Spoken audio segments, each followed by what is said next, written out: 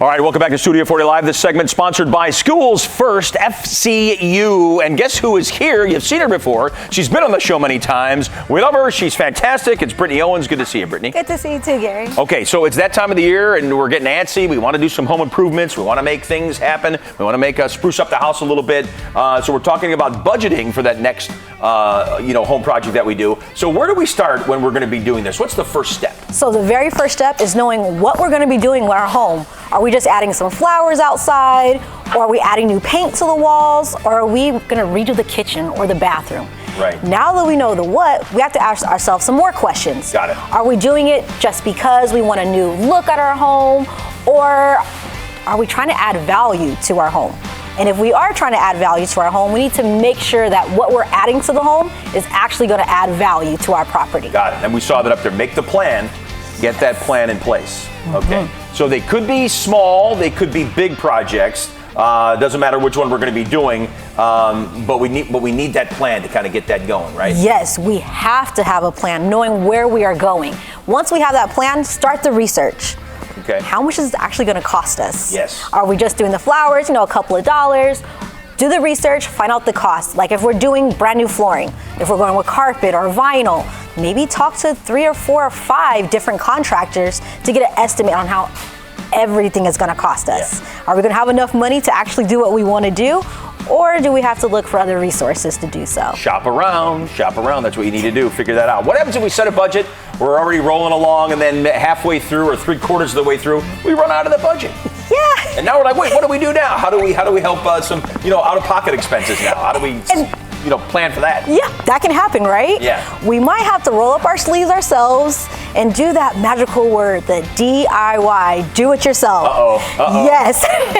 So when it comes to doing yourself, do the research. If we're doing yard work, maybe we can do some of the yard work ourselves. There are some projects where we may not be able to do that.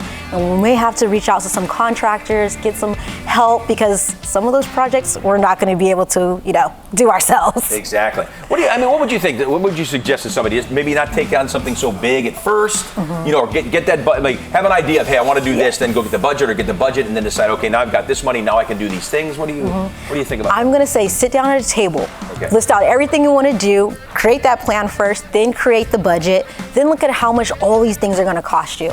You can also maybe, if you have a home, use the equity in your home. Okay. Do a home equity line of credit. Guess what? With that, you're only paying on the amount that you borrow. I see. Whereas if you already know you're getting a swimming pool that's going to cost $30,000 or $40,000, depending on what type of pool you want, yeah. You can get a home loan. With that, it's one lump sum dropped into your checking account.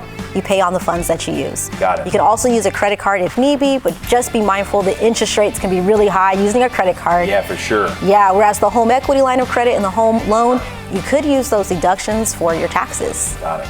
So the people that have the funds, you're all set, ready to go. If you don't, those are some good options right there.